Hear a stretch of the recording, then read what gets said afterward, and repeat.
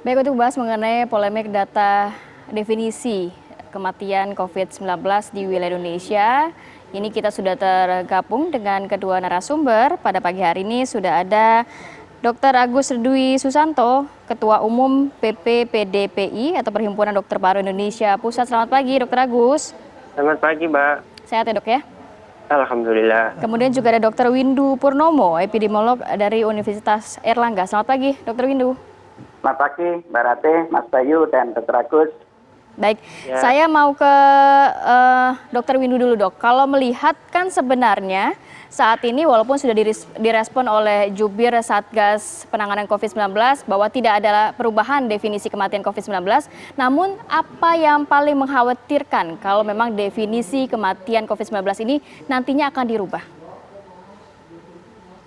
Jadi yang paling mengkhawatirkan kalau definisi tetap. Maksudnya begitu ya? Iya. Tidak berani.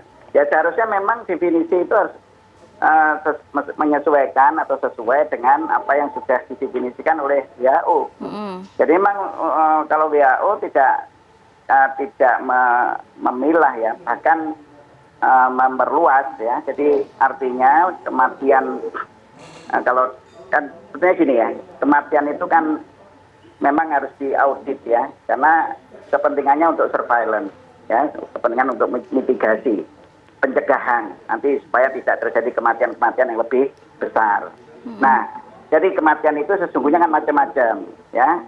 Nah, kalau WHO tidak memilah, yang penting bahwa yang dilaporkan adalah kematian baik itu dengan COVID ya, jadi death with COVID maupun kematian yang disebabkan oleh COVID. Ya, yang disebabkan oleh COVID itu yang tanpa komorbid. Nah, WHO tidak memilah itu, ya, jadi semua dilaporkan. Plus yang ditambahkan oleh WHO adalah kematian-kematian pada kasus probable yang memang belum sempat dites, jadi dia belum confirm positif, tetapi gejala-gejalanya berat, ya, ada ARDS yang menunjukkan ada sesak yang berat sehingga menggunakan ventilator dan sebagainya, tapi belum positif, ya, dan ketika dia meninggal seharusnya dilaporkan. Nah, di Indonesia yang ketiga ini yang masih sangat jarang dilaporkan secara rutin. Nah, Jatim sebetulnya saya tidak tahu persis ya apa yang diusulkan oleh Bu Gubernur ya, tetapi yang terang ya, memang kalau kita bisa memilah itu antara kematian karena COVID yang tanpa komorbid ya, dan kematian dengan COVID ya, kalau dengan COVID itu artinya dia memiliki komorbid kemudian meninggal karena dia positif ya, karena positif ya, jadi meninggal positif, maka dia dia akan sebetulnya bisa saja meninggalnya itu sebetulnya mungkin karena komorbidnya ya, atau mungkin karena komorbid itu memperberat COVID-nya. Jadi sebetulnya kalau kita ngomong kematian dengan COVID itu bisa macam-macam, sebetulnya itu pun masih harus dipilah. Apakah COVID-nya ini makin berat karena komorbidnya, atau komorbidnya makin berat oleh COVID-nya, atau mungkin independen. Jadi sebenarnya matinya sama sekali tidak ada kaitannya dengan COVID. Jadi misalnya gini, orang yang tertabrak mobil bisa di jalan, dia meninggal, ya, kebetulan dia positif, dia orang yang positif. Nah, meninggalnya kan pasti sepertinya bukan karena COVID-nya kan, ya, tetapi dia dimakamkan dengan prosedur COVID pasti karena dia COVID. Tapi sebenarnya itu independen, jadi kematiannya itu bukan karena COVID-nya, karena dia tertabrak gitu. Tapi kebetulan dia positif. Nah, tapi pemakamannya tetap ini. Tapi kalau WHO itu ya tetap masuk sebagai ini ya, meskipun sebetulnya itu yang khusus yang seperti ini, yang trauma ini harusnya dipisahkan gitu ya. Cuma kita belum memisahkan itu gitu loh. Nah, jadi itu yang dipikirkan oleh Bu Gubernur mungkin itu ya. Jadi kasus-kasus yang betul-betul sebetulnya independen ya. Jadi meninggalnya betul-betul karena trauma kepala misalnya, karena tertabrak, bukan karena COVID-nya, meskipun memang dia konfirmasi COVID. Nah, Oke, gitu loh, Mbak. berarti Jadi dokter harus ada penambahan klasifikasi kematian COVID ya? Penambahan klasifikasinya ya? begini, kalau untuk pusat ya mestinya tetap sama seperti apa yang didefinisikan WHO, ya, seperti yang sesuai dengan pedoman yang sekarang sudah dikeluarkan oleh Kementerian Kesehatan, ya, seperti, jadi artinya semua aja, ya, pokoknya kematian yang memang terkonfirmasi positif ya masuk dalam kematian COVID gitu ya, tidak dipilah.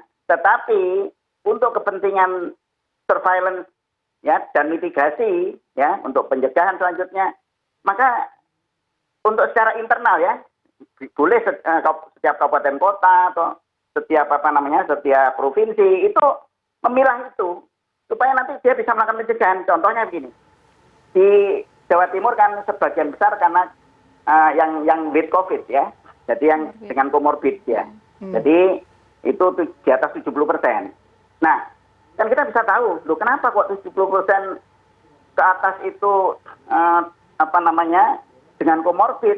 Jadi ada yang salah dengan orang-orang yang dengan komorbid ini. Jangan-jangan dia ini diajak jalan, seharusnya dia ini orang yang rentan tinggal di rumah, tetapi dia bisa diajak keluarganya jalan-jalan ya, atau dia tetap di rumah tetapi dikunjungi oleh banyak keluarga dari luar ya, sehingga dia tertular. Nah, itu yang harus diketahui sehingga kita ini bisa melakukan pencegahan sehingga orang-orang yang rentan dengan komorbid itu jangan sampai tertular sehingga menimbulkan kematian.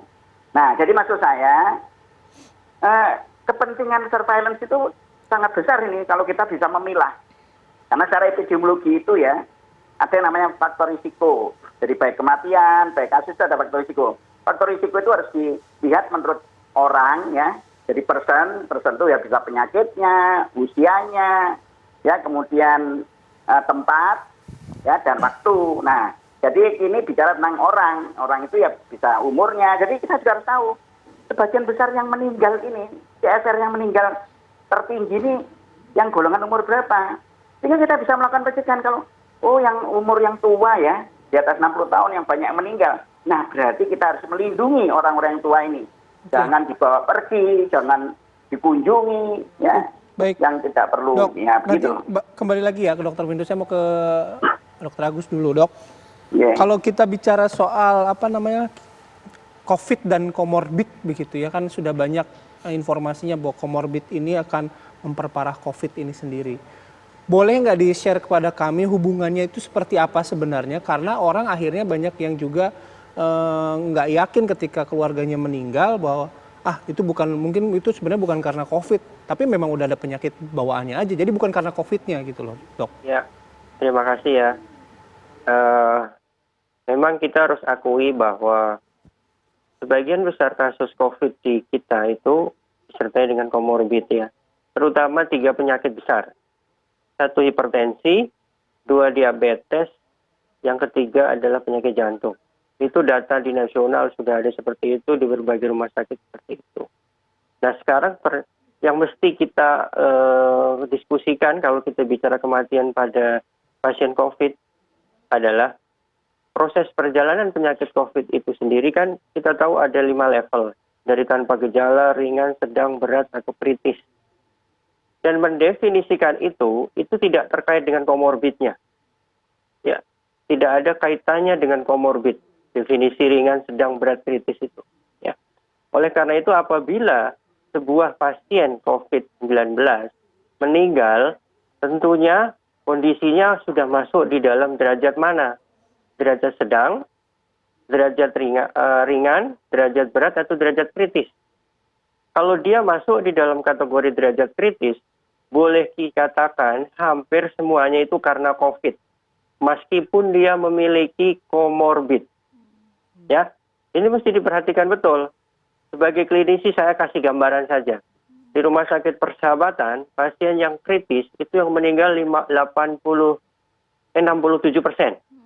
Ya. Yang berat itu sekitar 8%, yang sedang itu sekitar 4,4%. Nah, gambarannya ini apa?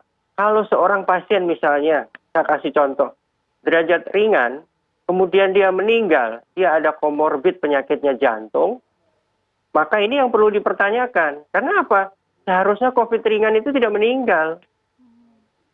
Kalau dia meninggal pasti penyebabnya yang lain. Bisa jadi komorbidnya. Oleh karena itu untuk menyatakan apakah suatu komorbid ini berkontribusi terhadap suatu kejadian penyakitnya dia meninggal, tentu harus dilakukan audit seperti yang tadi dikatakan oleh Dr. Windu ya. Oleh karena itu nanti dilihat dia meninggal pada fase mana dari COVID-nya. Apakah fase ringan, sedang, berat, atau kritis. Kalau fase kritis, data kami di Persahabatan, 48% itu meninggal karena gagal pernapasan. 45% meninggal karena gagal napas dan sepsis. 6% meninggal karena kerusakan jantung pada saat kritis dan lain-lain 1%. Maka di sini bisa terlihat hampir 100% kalau pasien COVID sudah masuk ke dalam kategori kritis, itu meninggalnya terkait dengan COVID langsung. Ini sesuai dengan definisi WHO bahwa kematian karena COVID adalah suatu kondisi klinis penyakit, baik probable maupun kasus terkonfirmasi COVID, yang berhubungan langsung dengan perjalanan penyakit COVID. Tidak termasuk atau dikecualikan apabila kematian tersebut disebabkan karena faktor non-COVID. Seperti tadi disebutkan oleh Dr. Windu, yaitu misalnya kecelakaan. Jadi kalau seorang COVID meninggal karena ada kecelakaan dia COVID, kalau menurut WHO itu tidak dimasukkan sebagai kematian karena COVID. Itu ada definisinya. Jadi masyarakat mesti dipaham bahwa tidak selamanya komorbid itu sebagai penyebab kematian. Justru data-data yang ada menunjukkan kalau pasien COVID meninggal pada fase kritis, itu sebagian besar karena COVID-nya, meskipun dia memiliki komorbid. Itu perlu diperjelas ya. Nanti kita lanjut lagi ya, Dr. Agus, dan Dr. Dr. Windu. Kami harus jeda terlebih dahulu. Apa kabar Indonesia pagi akan kembali sesaat lagi.